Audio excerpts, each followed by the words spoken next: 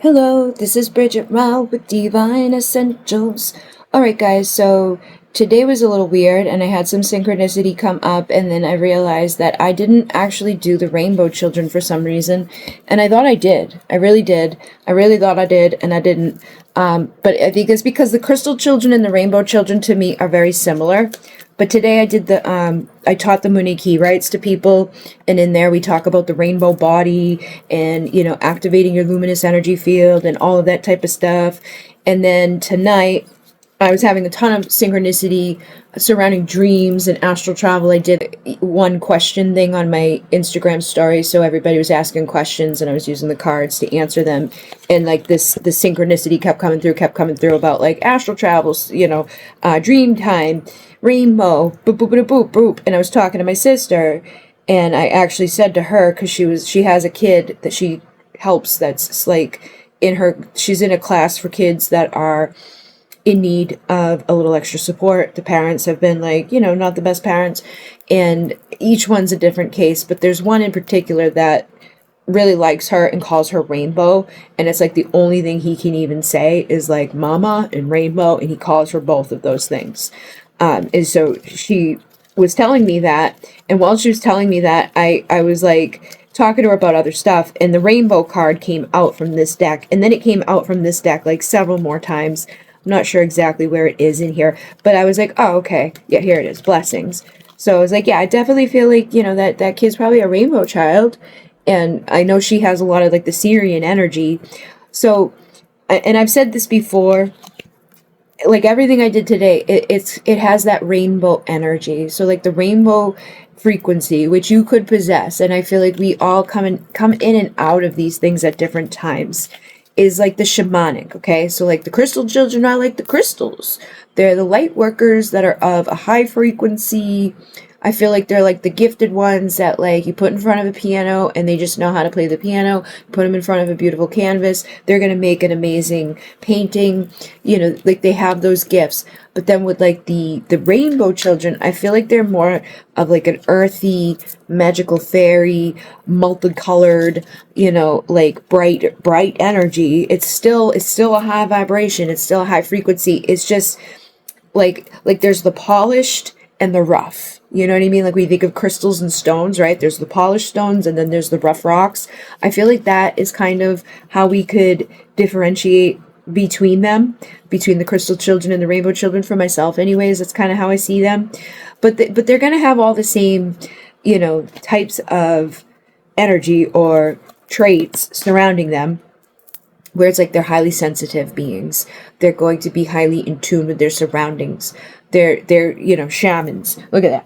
They're the ancient shamans. They have shamanic wisdom inside of them. They're the teachers, the healers. They connect with the mountains. They connect with the oceans.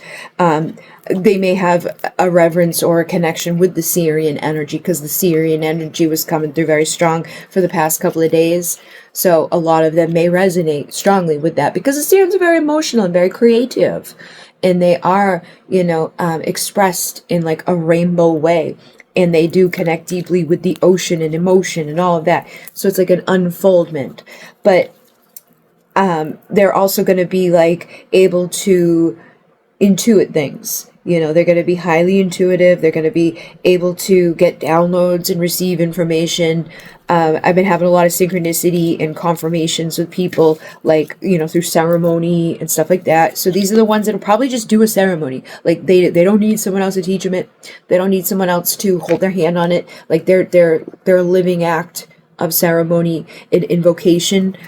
Just naturally, like they're the kids that are going to be collecting stones and collecting sticks and things just to have. They're going to be in tune with the animals, highly sensitive around that. They probably connect better with animals and nature than actually humans. They will probably feel everything deeper than others might feel, just like the crystal children. Again, it's like a wave for me. It's like the crystal children are over here and these guys are over here, and it's like the way that these guys process is a little bit different than the way that these guys process, but it's nothing is wrong with either way. It's just like encoded into their DNA. It's their frequency, it's their energy, it's what they're here to do. They're radiant beings. Some of them may be nonverbal, some of them may have difficulties, they may come into extremely crazy circumstances, like the kid I was talking about before, the one that calls my sister Rainbow. Both of his parents were like meth addicts, and he was in a very bad situation for the longest time, and now he's living with his aunt, and I guess they have like a bird thing, like an incubator for eggs that he really like hugs and loves, and then they just got bees yesterday, which was more synchronicity because the bees been popping up left and right. And the bees heal us. They heal us with our PTSD. They heal us with our traumas. They heal cancer. Their sound, the sound that bees make, is healing. People are making like beds now that it's like the inside of the, like it's like a box or the bed you lay on top, but inside of that box is full of bees that are all bzzz, doing their thing in there, making their honey and all of that. But the sound of them heals people, and then honey in itself is very healing. But these are the children I feel like will deeply connect with that stuff. They'll be the kids that are hugging the incubators. They'll be the kids that are going through those types of traumas. They may also have a very highly active imagination and be able to dream things into being. They may, it was weird too, because like I said, all this stuff was coming up about dreams in the readings that I was doing, and then as I was doing them, I was recording one to put up there to answer the person's question. My sister messaged me, and she's like, "Oh my god, I just had the worst nightmare. I was only asleep for 25 minutes, and babada boopity beepity boopity beepity boop." And she doesn't usually have that happen to her. And she's like, "It was so real." Oh, she was really freaking out. Her teeth fell out and stuff in it, which is a normal dream when you're feeling stressed out. But I feel like these children are they're gonna be like the escape, like the dreamscape. They're the ones that are going to create what's in their dreams. They're gonna bring it to fruition. They're here to change reality. They're here to change this generation. You know, they're the next generation, or like the alpha. Is that what they call them? The alpha generation? Like, I don't follow along with all that mainstream stuff. I'm more so into the craziness, like the wake up stuff. You know, having a whole different volatile, like, whoa, and a movement forward that shape-shifts us. So again, these are going to be the children that can do things like this. They can go outside and shape-shift. They can shape-shift themselves. They can take on the abilities of the jaguar, of the rainbow, of the animals. They can dissipate clouds. Like when a few years ago, I would go outside a lot with my mom, and I would like show her, you can dissipate clouds. When you look at them and you just intend to dissipate them, they will dissipate. You can start right in the middle of a cloud and it will start to dissipate just with intention and focus. You can do it, but you need to believe you could do it. And these are the kids that are going to be able to do it because they could believe that they could do it. They know that they have the ability to bring things to completion. They may also be loners. They might like to spend a lot of time by themselves because, and I think about that too, like I'm saying, like these are the shamans or the fae type of beings. They're going to frolic away. They're going to hide out. They're going to be solo. They're not going to be hanging out at the club with everybody dancing around. They may go dance and have a good time. They may have a community, but they're going to need a lot of time by themselves. They're going to need to have their own sanction. They're going to have their own solitude. They're going to need to be, nurtured by Gaia. Gaia is going to feed them and sustain them. And music will be supportive to them. So they could be music makers, or again, they may just like the sounds of the music. They may need music to shift them out of things. Like if they start to get overwhelmed with stuff, which they may have happen, they may have very deep emotions and get overwhelmed, to get upset by this world, because this world is traumatic for souls like this anyways, but they've come into very traumatic experiences anyways, so that they could come into a completion of healing that DNA. And healing for the many generations, like that Ouroboros, the serpent eating its own tail. These things have been playing out for decades after decades after decades, and we're here to purify that. We're here to cleanse that. We're here to heal that, and to bring synergy to the earth and to all the beings on here, and to have healthy boundaries and self-expression with balanced relationships. So they're here to anchor that unconditional love. They're here to have the right partnerships and to rejuvenate things in a way that is better than what has been. Like fixing what has been unfolding, waking people up, with the innocence that's within them as that child for this rebirth. But they're going to be vigilant within it, and they're going to have very strong instincts. They're going to know what to do just within themselves. And they're probably going to be very vulnerable beings in many different ways, like vulnerable to the people here and to the experiences here, but also deeply nurturing.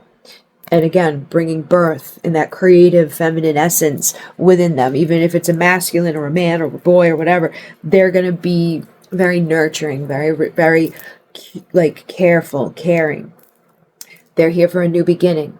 They're here to bring about a new thought process. They're here for inspiration, and they're going to exceed people's expectations, and their goals is for the universal law to teach and share, but they're going to also be learning through their experiences, just like we all are. So again, you may bring in these energies into yourself at different points. They may come and go at different times, but meditation will be very helpful for them, giving them space, allowing them, to do what they need to do, offering them assistance in the way that's unique to them. I feel like these, again, are going to be like the poets, the artists, the creatives.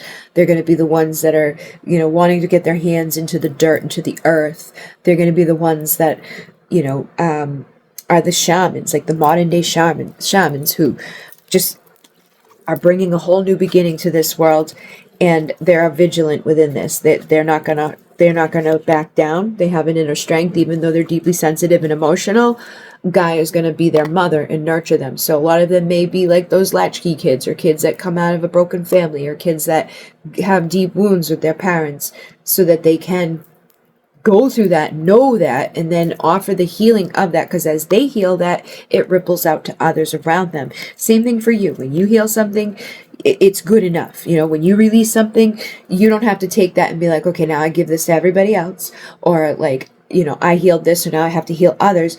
You healing is enough to help others heal. You shifting is enough to shift other people. Your energy rising is enough. Like you're already on your mission. You're already on your purpose. You're already doing good enough. But it'd be even better to take that strength and carry it on and celebrate and share it with others. But you're already doing it. You're already completing your mission just by going through the trauma, acknowledging it, healing it, processing it, and not letting it stay stuck. Releasing it and celebrating it and getting over the obstacles in our life. So hopefully that makes sense for you guys. But yeah, I can't believe I thought I did it. I really did think I did it. I thought I did it. And then tonight I realized that I didn't do it. So I figured I would do it. And let me know if there's any other ones you want me to talk about.